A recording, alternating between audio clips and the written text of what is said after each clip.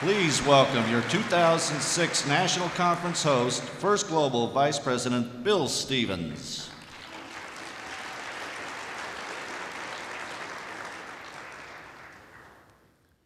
One of our guiding messages at First Global, and I think you've all heard this before, is that success is contagious. Our mission at First Global is to facilitate your individual successes and then serve as the storyteller, letting you know what your peers across the country are accomplishing. Because the wealth management issues they're addressing for their clients are the same ones each of you faces every day. And the highlight of this conference, the showcase for our wealth of successes, comes tomorrow night at our awards banquet, a night of tribute. Speaking of successes, it's time to get National Conference 2006 started. As you know, it's been a remarkable year, but every success story comes down to a collection of individual stories.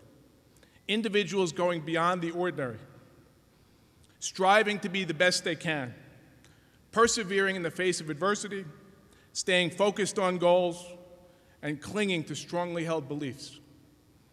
First Global is today a dynamic firm and an acknowledged industry leader. Our executive team is recognized as tops in our field, and our growing staff is nothing less than world-class. We're proud of the culture of excellence, of achievement, and of integrity that we've forged at First Global. And that culture resounds in every firm and every professional in this room. The foundation for our success at First Global, and I think it would be fair to say the foundation for success for many of you, is in large part attributable to the vision, the effort, the focus, and drive of one man, Tony Batman. But Tony will be the first to tell you, we're not done. We've only just begun. We can't rest until the majority of Americans who require true wealth management to protect their families, both today and in the future, are partnered with a firm in their community and working closely with one of you. Tony Batman's faith in himself, in his family, in his company, and in each of you, in his vision for wealth management in America, has brought First Global and many of us tremendous success. Tony's faith was never more tested than these past 3 months. Yet it's been nothing less than inspiring to me and to many of you to see that a life of dedication, of purpose, and of meaning can sustain one through adversity. That steadfastness and constancy of purpose in his personal life and in his business life is what makes Tony Batman a superachiever and an inspiring leader.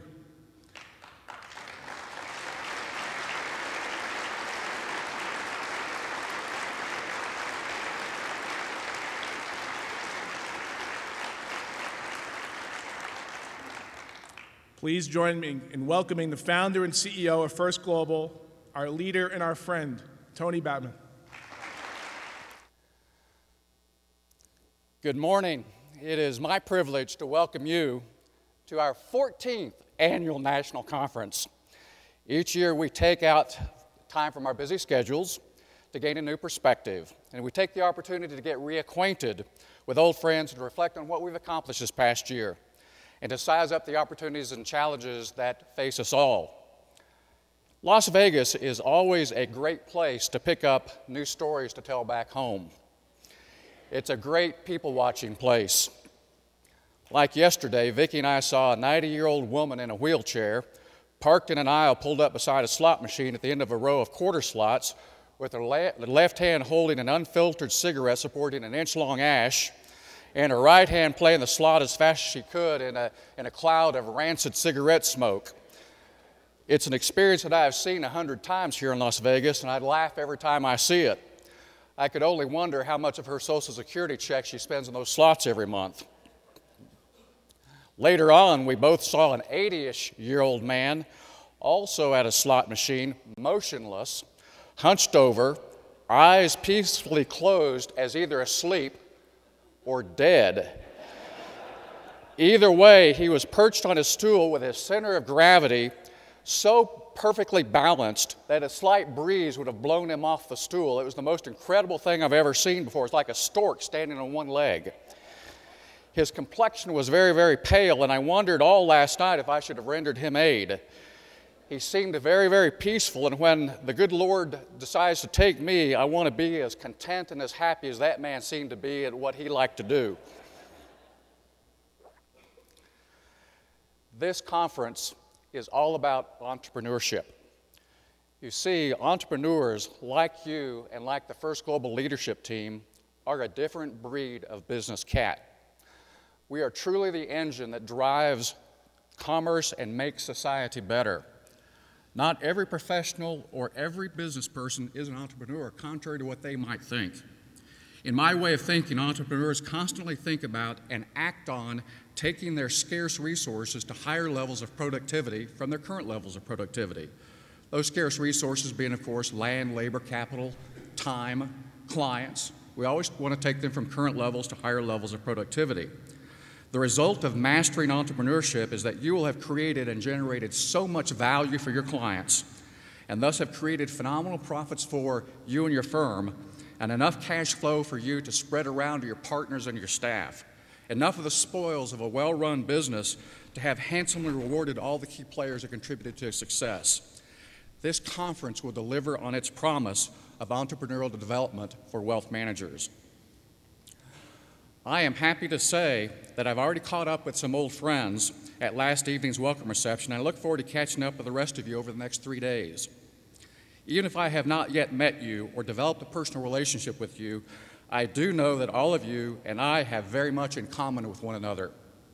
You see, we all want 3 things in our lives, and those three things we want are joy, significance, and meaning. I believe that seeing the benefits of service and contribution to others' well-being is singularly the source of joy, real significance, and real meaning. Partnering with you gives us such fulfillment, just as your service to your own clients does for you. The experience is magnified when the joy, significance, and meaning are shared and reciprocated, as it will be at this conference.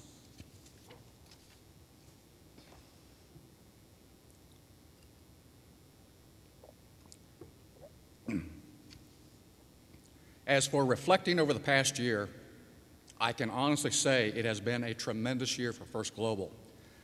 Our team has never been stronger. As a team, we continue to enhance our portfolio of tools and resources and build on our industry leadership. The first half of 2006 was a very busy and rewarding time for me personally. Then in July, I discovered that old saying, life is what happens to you when you're busy making other plans, is absolutely true. As many of you know, I was diagnosed with throat cancer this past July and August, and I'm extremely lucky that it was detected early and is very, very curable. I am fighting this cancer battle with the same toughness and positive mental attitude that I bring to every challenge, and I feel confident that my prognosis is very, very good. I frankly view this battle as just another project on my yellow pad. As you can see, the chemo and radiation therapies have made me a member of the esteemed club of men with an 80-20 scalp-to-hair ratio.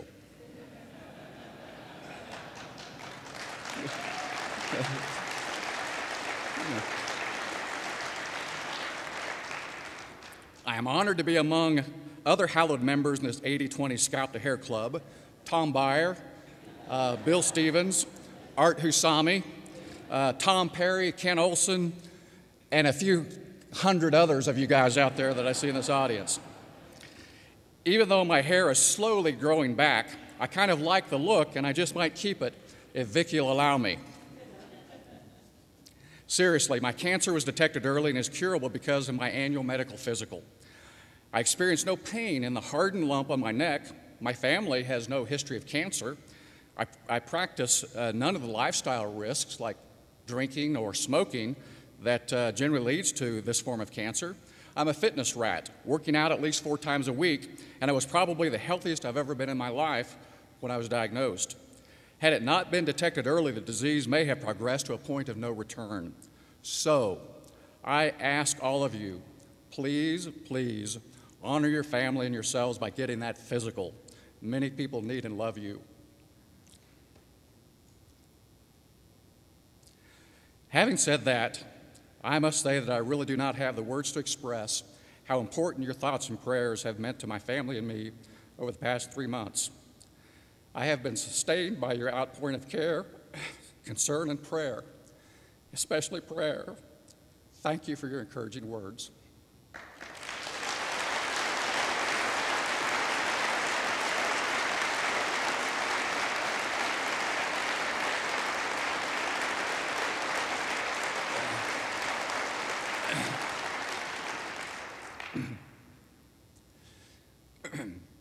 Even as I work to restore my health, I want you to know that the capable team of First Global is absolutely as strong as ever. It is business as usual at First Global. We are here at your side, ready to face the opportunities and challenges of the year ahead. The opportunities are great, and so are the challenges. Together, we have the power to lead the wealth management market forward by serving more clients and to serve them better than anyone else in this industry does. One of the very few but surprising benefits of engaging in a personal health battle such as mine is that many, many friends sent to me or recommended their favorite inspirational or recent thought-provoking books, commensurate with the situation that I had. Now the floor beside my bedside is stacked with quality reading material that's going to sustain me for many, many years. One of the books that especially caught my attention is a book by the title of Halftime by Bob Buford, recommended by our own Bill Crowell of Conroe, Texas, just north of Houston.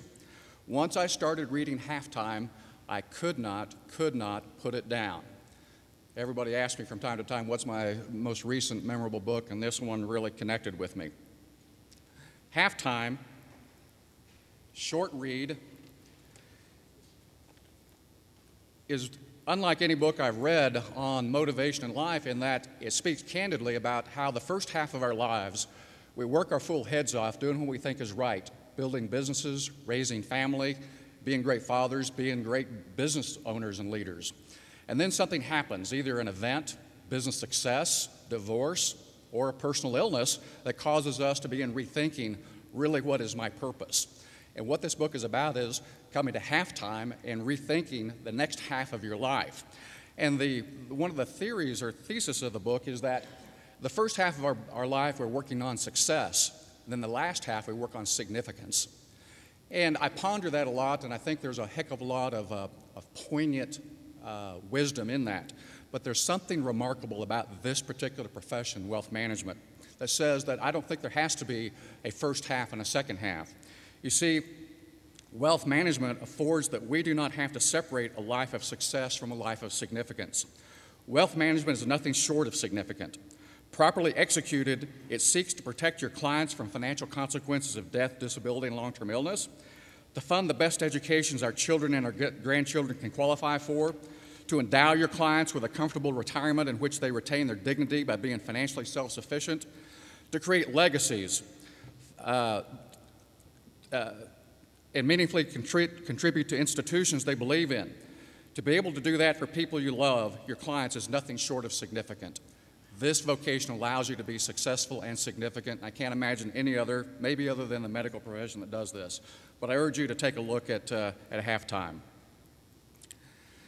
Now, contrary to current general sentiment on the subject of perfection, I do believe very much that there exists such a thing as perfection. That is an attribute of significance. The perfect baseball game, the perfect bowling score, the perfect person, the perfect story, the perfect business. I believe that there is perfection in this life. Although elusive, perfection in business is very much a goal First Global pursues every day. We pursue perfection and excellence in operations, customer service, education, technical support, technology, industry leadership, and overall thought leadership. We work very hard believing that we must earn the privilege every day to be your primary resource partner. Trust me, we never just assume that privilege to serve you exists. That privilege is never taken for granted. One of the methods of measuring our success towards earning that privilege to serve you is annually surveying a majority of you, our financial advisors and how well we are doing in being your primary financial resource partner. We also submit our operations and service areas to excruciating third-party and internal quality control surveillance measures. I am very pleased to share with you the just released results from the DALBAR of this quality control and surveillance process. As you can see from this chart, DALBAR reports that on 5 key vital signs of intent to remain with your broker-dealer, willingness to recommend your broker-dealer to non-affiliated advisors, overall opinion of your resource partner, First Global, operations support, training, and education, that we score not just marginally, but significantly above industry peers. I am very, very proud of this, and that we exceeded it. We've done a terrific job in these areas. In its executive summary report to us received just 2 weeks ago, DALBAR says, and I quote, excuse me, the service and support that First Global provides to its financial professionals is industry leading. In the past 5 years, First Global has made significant structural improvements in its back office and in turn has earned the loyalty and respect of its financial professional base. This is a result of independent survey of you. And these are remarkable numbers, and I don't even know how to respond other than say thank you. 98% of financial professionals intend to remain with First Global for the next year. 99% will recommend us to other advisors. 99% have an overall positive mental attitude about our company. This just is so incredible. It gives me such joy to see this. Based on the thorough assessments of First Global by key professionals, First Global has earned DALBAR's Crystal Pyramid Award, which is different than our ongoing operations awards.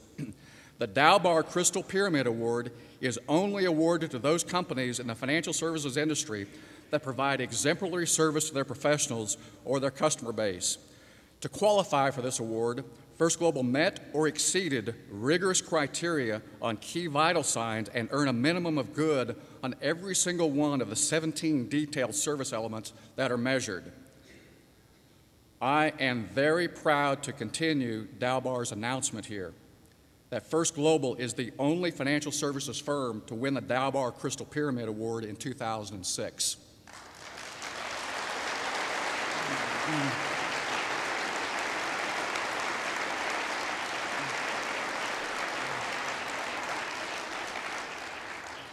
As First Global CEO, I make demands on our truly spectacular employees to meet very high standards of service and performance. They constantly meet and exceed the challenges. Please join me in applauding the fine staff of First Global who are setting industry standards of service to wealth managers like you.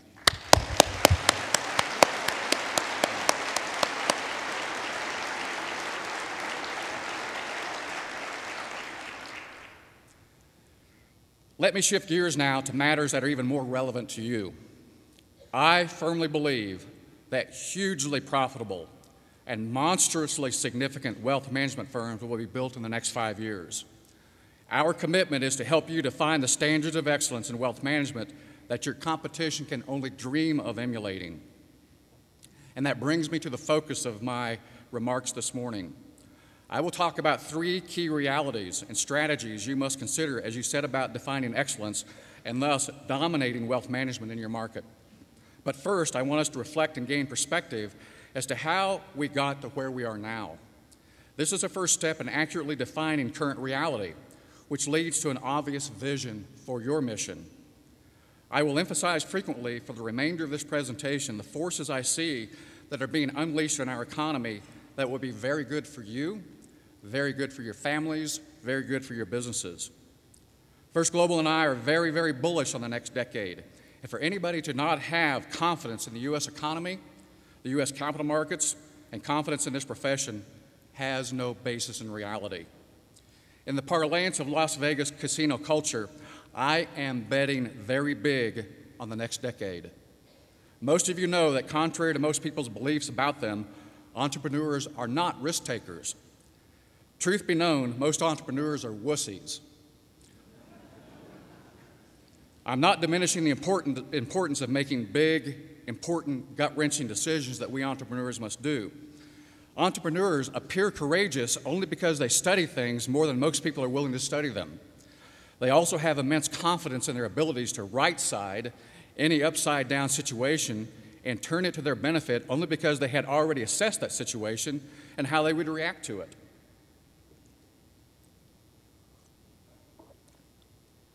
Entrepreneurs study reality, opportunities, and situations to such granular levels that lead to successful decisions that they were not really risky decisions at all once the information was properly analyzed.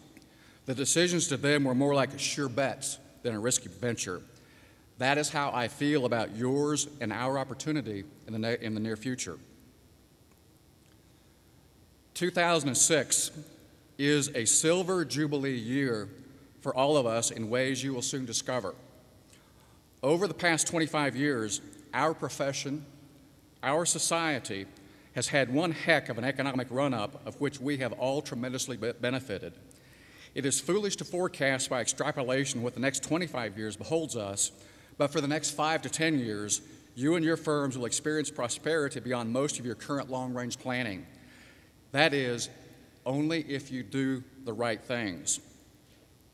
Just a little over 25 years ago, I was a freshly minted college graduate with an accounting degree and a job offer from Arthur Andersen. I entered the professional workforce with cloudy and foggy ideas about power, leadership, fairness, government, business, and commerce. You all remember that in the early 80s, America and Europe were mired in a massive and deep economic recession, the worst since the Great Depression.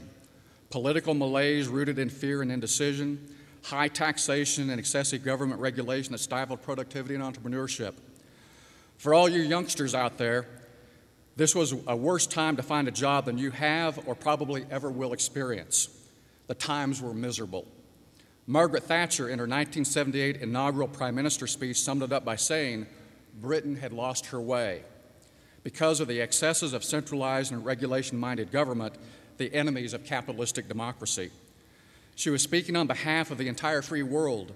History shows that she is the matriarch of visionary reforms that in large part led Britain and all of Western civilization out of the malaise. Something certainly happened. You see, in my 25-year professional career, it has perfectly correlated with the most breathtaking period of job creation and wealth creation America has ever seen. For 25 years, prosperity has been the rule, not the exception in America. That is to say that over the last 300 months, America has created 45 million new jobs and $30 trillion of new net worth. In essence, a doubling of our net worth as a country from 30 trillion to 60 trillion in just 25 years. Listen to me very, very carefully on this. More wealth has been created in this country in the last 25 years than in the previous 200 years since our forefathers launched this incredible idea called America. The last 25 years, the net worth of our country doubled. The rising tide of prosperity lifted all demographic boats. Home prices quadrupled on average, and the Dow Jones went up 12-fold, or 1,200%. Just in the last 5 years since the trauma of 9/11, the U.S. economy grew 30%.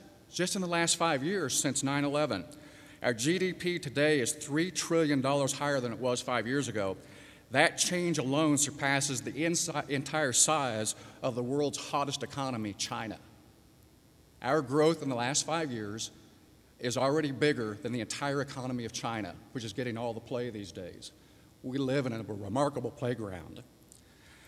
The global economy has done even better. It expanded 47% during the last 5 years and is $15 trillion more bountiful than when terrorists crashed jets into the World Trade Center, the Pentagon, and an Ohio or Pennsylvania field.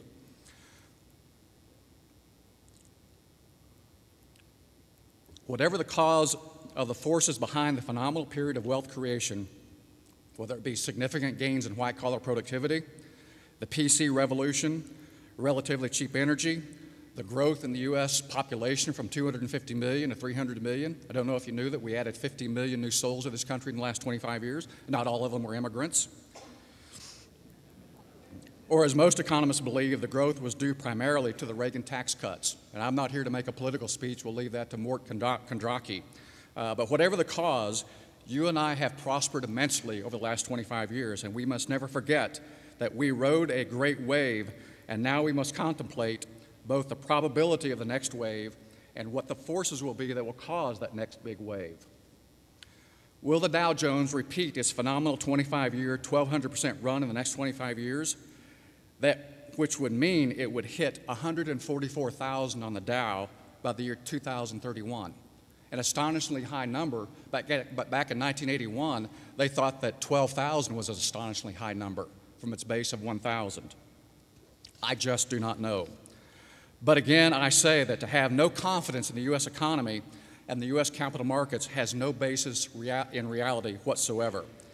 It is fine, and your businesses are going to be fine if you heed some of the strategies I'm about to impart upon you.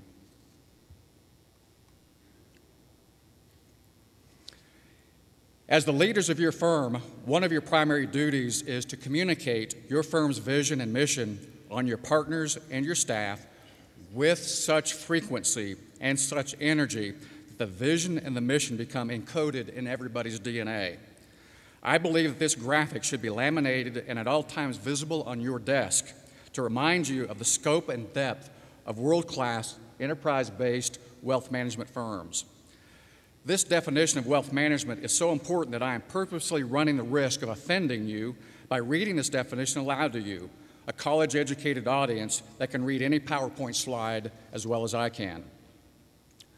Your internal definition of wealth management should be as follows: a professional consultative approach to profitably delivering comprehensive, objective, multi-generational financial services where the organizational structure, operating functions, and factors of production are based on the use of optimal combinations of both internal specialists on your W-2 staff and external resource partners like First Global, supported by standardized business processes that create high-quality, tax-optimized, and unique solutions for each client.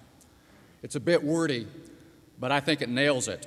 Profitably, comprehensive, multi-generational, optimal combinations of internal specialists and external resource partners, standardized business processes, tax-optimized, unique solutions are the power words here. All other definitions of wealth management that I have seen from your competitors are shallow and ambiguous definitions. Their definitions are shallow and ambiguous because they have no vision and they cannot come close to assisting Americans like you can. This one graphic strikes at the fundamental differences between you and the horde of wannabe wealth managers like stockbrokers, insurance agents, investment advisors, and most financial planners. There is a significant difference between wealth management and financial planning, and you will learn that in this conference. Besides your competence, independence, and integrity, the one explosive, unfair, competitive advantage you have that transcends all wealth management disciplines is your unique ability to produce tax alpha. It does not take many years of experience as an investment advisor to learn that investment alpha is elusive and random, and some people think a mirage. Yet a lot of backward advisors still try to sell a story of picking investment alpha. Tax alpha, on the other hand, is as real as anything in the investment world there is. This is your huge differentiator. Believe in it, exploit it.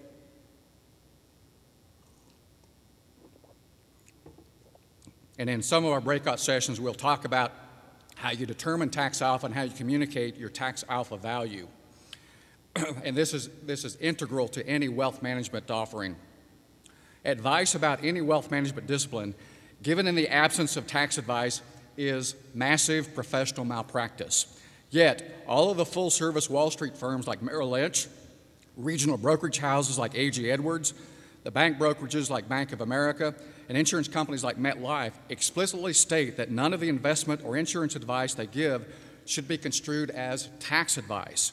This is explicit in their compliance, their marketing, and their point-of-sale materials, and that the client should see their tax advisor concerning any tax issues regarding any wealth management strategy. To me, that is simply unbelievable, an unbelievable opportunity to kick somebody's low-value ass.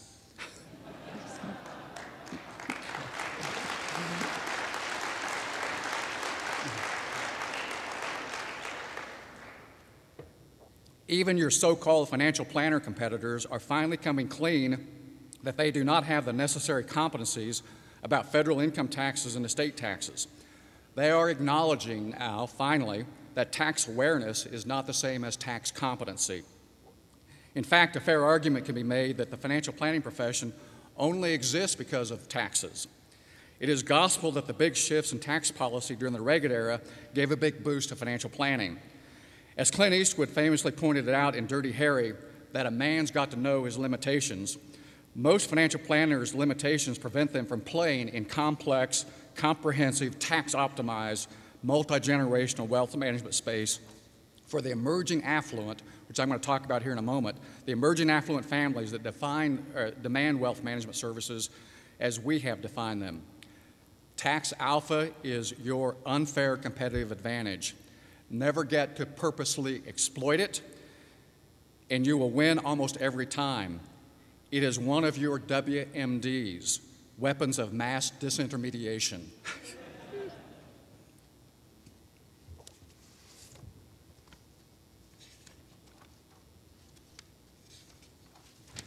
Now let me shift gears on some strategy issues and some awareness issues. This first chart kind of stands alone, but I think it underscores what we all know to believe fundamental and structural shifts in our industry away from commission-based compensation to more combination fee and commission-based. You can see that there has been a 5-year structural trend downwards, as Cerulli & Associates points out in his survey of a substantial set of the 300,000 financial advisors in America, that half as many are going to be doing commission only as there were 5 years ago. An increase recently of those who are doing combination fee and commission. And I believe personally that to offer comprehensive wealth management services, you must do both. You cannot stand alone just as a fee-only or commission-only financial advisor. But this is research that's confirmed by other studies that show that there are structural changes. And Dale Brown, who's going to speak here in a moment, will talk more to the regulatory climate contributing to these structural changes. This is a chart that I know you've seen many, many times. And your eyes will roll back in your head and say, oh no, I'm going to hear about these 78 million baby boomers that are going to be the next big tidal wave coming on in America. Yeah, I'm going to talk a little bit about that, but I'm going to put some teeth into this and let you see personally and see with confidence and see with an analytical mindset what this is going to mean to your businesses. As we know, all these people, our generation, the bulk of us are going to be retiring supposedly the next 15 years, although I think a lot of us are going to be the working retired, and that's not such a bad thing. But I do believe that this is going to be the biggest opportunity of money in motion, and that's a term that all of the product sponsors claim that they invented, but money in motion is the creator of opportunities for you in financial services and wealth management. The biggest money in motion wave that we have ever seen, and should offer full employment for you and your staff for a long, long time. I call it the rat in the python's belly as we move through. You've seen this demographic chart that our generation is assuming massive wealth, and we're in a position now to begin retirement distribution, and that's going to be the point of my remarks here. We see an unprecedented opportunity to help people plan for retirement and manage their assets in retirement. This has to be a core competency in your practices, not a sideline competency, but a core competency.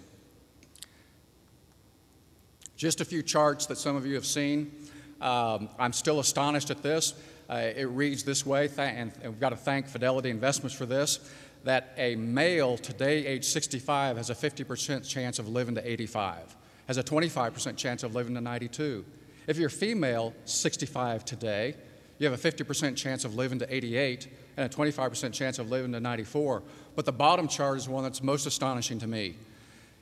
If you have a couple, both age 65, there's a 50% chance that one survivor is going to attain the age of 92.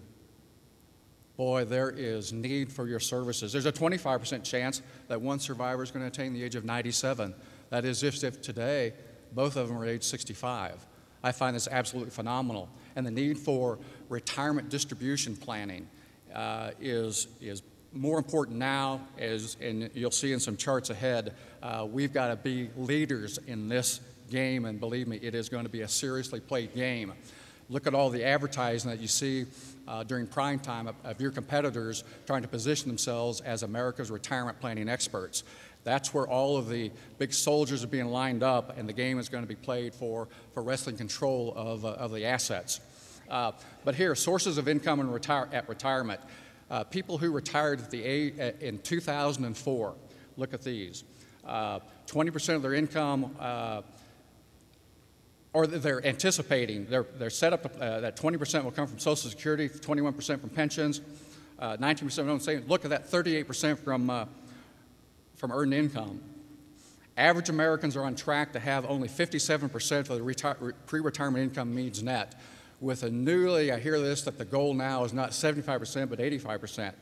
Only 15% of Americans are on track to have 85% of pre-retirement income levels at retirement. Only 15%.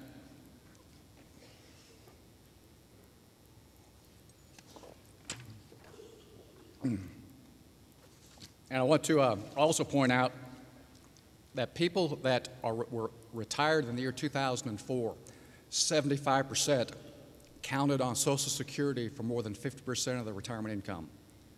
Listen to me carefully. People who were retired in 2004, 75% of them use Social Security as 50% or more of their retirement income. Now let's look at the opportunity and what it means for you. For Americans 60 years or older, there's going to be a doubling of retirement assets in just 6 years. Look at this. Just think about this for a moment. For Americans that are 60 years or older, there's going to be a doubling of retirement assets in just 6 years. Now, that is 15% simple arithmetic growth. That's phenomenal. What this means, going from 10.9 trillion to 19.8 trillion, that if you are just an average financial planner or an average wealth manager, and you don't have to have an MBA to understand this, if you're just average, your assets on the books from retirees and managing the retirement assets, just by being an average player, is going to double. Just by being in the game, being an average player. Just imagine if you've got a little bit extra skill, a little bit extra competency, you're going to accrete deeply into those who are not even average players. So you're going to ride a crest that our industry has not seen ever. This is going to be so big that we've got to be postured for this, and I promise you First Global is investing heavily in infrastructure for this. Distribution of retirement assets will exceed $1 trillion annually by 2012. $1 trillion is a big, big number, but look at that, from $500 billion to $1 trillion, that's distribution. If there is ever evidence of the need for tax alpha in retirement income distribution planning, this chart should stare you down and say, my gosh, I've got to get on this bandwagon and I want to win at this game. Rollovers. Many of us have been in this business for at least 25 years. Remember in 1990-91 when we had our last serious recession concurrent with Gulf War #1, and many of you have probably never had years as good as the rollover period of that when there was downsizing in America because of the recession. Just in 5 years, rollovers present, there's going to be a doubling of from $208 billion to $407 billion just in 5 years. Once again, just by being in the game, you give yourself a 100% raise over 5 years. This is huge. That's the way you need to look at that, but let's not be average at this. This is a game that we win because of our unique and powerful positioning. Now, as we talk about all these retirement assets, I told you I would keep my political remarks quiet, but I still I read this morning in USA Today that Barney Frank will be the incoming chairman of the House Finance Committee, and he said that one of his top agenda items is going to be wealth redistribution in America.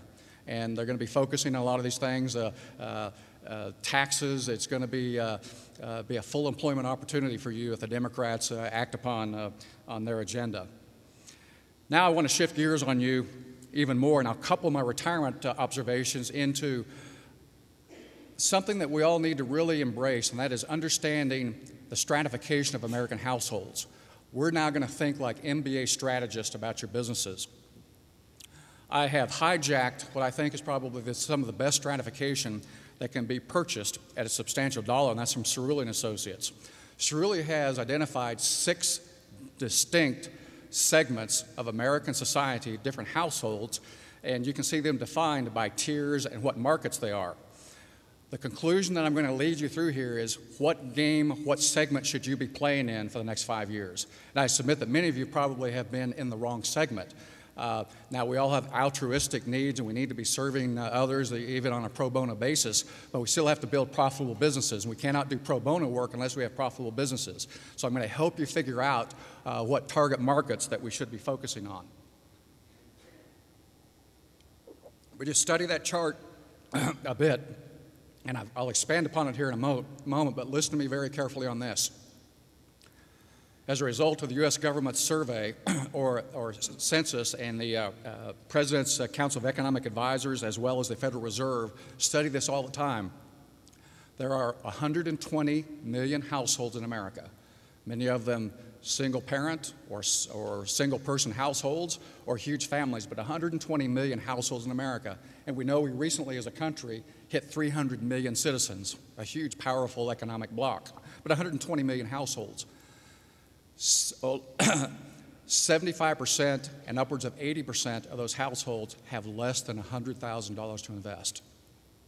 75 to 80% of American households have less than $100,000 to invest. And a lot of that may be due to the demographic segmentation that I showed you. We have a lot of young people who have not accumulated wealth, but others just have not had a discipline to accumulate any whatsoever in their entire lives. And that's an astonishing number that we need to think about. Now, this is the busiest chart that I will show you, but we've got to focus on this, and I've collapsed the top two tiers because they're so small, but worth looking at. Follow along with me here. Let's look at tiers 1 and 2. Only 87,000 households in America, or less than 0.1%, have over $10 million to invest. That is, in my calculations, about 1 in 15,000 households in America has over $10 million to invest, only 1 in 15,000. There are 300,000 financial advisors. Cerulli has polled many of these advisors and does some statistical sampling and finds out that these advisors, what are their core markets? And what they've said is that there are 25 of these Tier 1, Tier 2 households per core advisor that focuses on that particular market. Now, I doubt that many of you really know what your core markets are, but we need to start focusing on what our core market should be. Tier 3 and Tier 4 are combined in what I call the emerging affluent, or what Cerulli calls the emerging affluent marketplace. This is the sweet spot of play for the next 5 to 10 years. This is where we must be. This is the fastest growing demographic in financial services in America. Combined, over 8 million households, 7.36%, something like that. But essentially, it's households over 500,000 and up to, make sure I have the numbers right here, up to 25 million, up to $10 million in investable assets. So over $500,000 up to $10 million in investable assets. You can see the core advisors that there's 47 households in this Tier 3 for core advisors that focus on that. There are 95 households on average in America for each core advisor that focuses on that particular segment. Now, what should you conclude from this? My conclusion is that, my gosh, all the markets taken up, these advisors have the markets captured. That may be an observation, but it's a superficial observation. Studies have shown that these advisors are not doing a very good job at all serving this market. And what is this market made of? Well, you know better than anybody in this industry. This market is made of 31% business owners, 22% are established retirees. You have real estate wealthy, up-and-coming professionals, inheritors, and the suddenly affluent. But by and large, the biggest opportunities in closely held business owners. You all know that. Your best years have been based upon the closely held business owners in this affluent and emerging tranches now combined as the emerging affluent.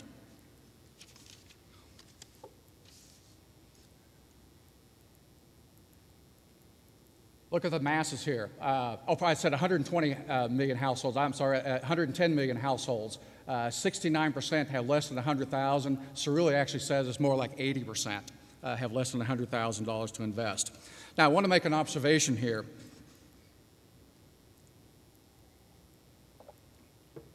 And defend myself.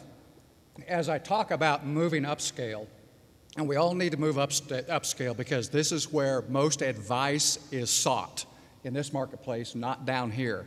We'll talk about the levels of advice that tiers 5 and 6 want, but the levels 3 and 4 are really the primary drivers of method 10. This is your method 10 sweet spot. Now, I started to say earlier that we all have altruistic tendencies. We want to take care of family members and those in need. That's the American way. We are a country of compassion. But we cannot help these people in tier 6 unless we are successful and profitable in tiers 3 and 4. That's okay. I'm reminded of when I went in for my cancer treatments, whether it be chemo or radiation, sitting in the waiting room, and I saw some of the other patients who didn't have any financial capabilities to pay for what amounts to probably $100,000 or more of a health care cost just for that problem. And many of them had to be sent to county hospital to have their free radiation or cancer treatments, or they were using some of these special drug programs. I'm taking it, or was taking a drug that cost $5,000 a week, and I took it for 8 weeks. These people couldn't afford that. They had no insurance. So I am totally confident in being maybe a tier 3 or tier 4 person that the monies I spend create profits to hospitals and doctors that allow the less fortunate to obtain those same services. The financial services industry is no different. You all are helping people that need a little bit of investment advice, and those people really take up a lot of your time. They're not profitable to you, yet you really want to help them, and you just don't know how to do that. But you can only help them if you have a profitable business that's subsidized by those who are in the higher tiers. The 1% of taxpayers in America generate, 50% of all the revenue, some huge Pareto distribution. That's just the way that we have progressive systems in this country. And so a point I want to make is if you think that you're going to be building a hugely profitable wealth management business in tiers 4 and 5, it can't happen. You may be providing a good living for yourself and have built for yourselves what I call a lifestyle business where you're making some extra money, but you have no business of enterprise value. Enterprise value is going to be built in tiers 3 and 4. The demands for highly complex services, the fund space to play in. But we need to serve anybody who can within the context of our economic abilities. Now, just to help you out, I've combined into 3 affected groupings those 6 sub-tiers, because as we speak at this conference and as you hear from First Global in the years ahead, we develop programs for marketing. And Bill is one of the best marketers that I've ever known. If he uses materials, things happen. But you have the high net worth area, the emerging affluent, and the lower wealth tiers. We are going to be building marketing programs and skills programs. I'm terribly convinced that many of our advisors don't have the skill set to have intelligent, meaningful, relevant conversations to that emerging affluent marketplace. It's not a knowledge deficiency, it's a tableside manner skills deficiency. And we will help shoo people in to talk to you because there's a huge demand. Your competitors are underserving that market in huge ways. This is going to be great for you. Now, each of the tiers, you can see I've circled tiers 3 and 4, which again is the emerging affluent. Method 10, if I've ever seen a chart that independently confirmed that method 10 is the right way to go, demand for the broad spectrum of services that we provide. Those in tiers 1 and 2 need a little bit of cash flow management. Their retirement needs are how are they going to extract the equity out of their homes to retire on. That's about the limit of retirement services for a lot of those folks.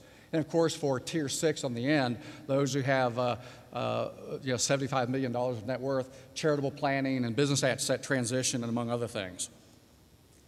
So as I wrap up here, a chart that you have seen numerous times, the 4 stages of development of your firms. This is in our matrix development. We want all of you to be serious players in wealth management, not just in financial planning, not just in investment advice, not certainly in the broker agent range. If you do that, you will have more profits, more retention of your clients. Matching needs and deliverables is essential. It's all about profitability now. You all know how to build your businesses. Many of you have hugely profitable practices. You now have perspective. We've all made mistakes in business. We've chosen clients to try to serve that we should not have taken on. We have hired staff incorrectly. We didn't know how to manage productivity. We didn't know what the standards of productivity management was for our wealth management staff. Well, now that we have perspective and understanding and training programs so that we can be not only good technical wealth managers, but good business entrepreneurs. How do we drive and manage the business and leverage? So what services to offer, what clients to serve, and how much to charge. Hey, I don't think any business has any more than those three questions to always to think about, and we're going to help you at this conference nail that down. Once again, wealth management defined, this is a definition that sets you apart. Tax alpha, don't underestimate the power of that. You are the only people that can offer the wealth accumulation, protection, distribution, and wealth transfer services. The emerging affluent marketplace is woefully underserved, even though there are a lot of core competitors who think that they're playing successfully there. Believe me, they're not. The surveys prove that, and the success we have within this room in that space says that we know how to play there and we should be dominant. So my final thoughts are these. Money in motion. The retirement tsunami will be the biggest opportunity financial planners and wealth managers have ever seen. Believe me on this. An upscale client base is essential. Don't compromise on your altruistic and need for compassion, but you can't build a business on those lower tiers, the masses. In fact, the best advice that I could give to tiers 1 and 2 is to cut up their credit cards, right? Tax alpha, the biggest unfair competitive advantage. I think the tax business is going to get even more complex. I think that capital gains are probably in jeopardy now. You just look at unraveling a lot of the Republican agenda. There's going to be more demand for your advice for the next couple of years than I think that you probably have seen in a long time. And we all know this, that if you're committed to excellence, that you win. And my promise is that First Global is and will continue to be a world-class financial services firm and your resource partner. Clients are looking to their wealth management advisor for a broader array of services and expertise. They are looking for world-class capabilities, a consistently positive experience in every interaction. That's their definition of excellence, and theirs is the only definition that really counts. I'm confident that together we have what it takes to meet the client's standards of excellence. Over the next 3 days, we'll share the array of tools and resources we have at First Global that can help you strengthen your capabilities and build your relationships so that you can deliver excellence in the ways that matter most to your clients. I think you'll agree that together we have a tremendous opportunity to serve more clients, to serve each of them better in 2007. We know your clients' expectations are high, however, higher than they've ever been. Together, we have what it takes to deliver excellence. You will learn more about the resources available at First Global throughout this conference.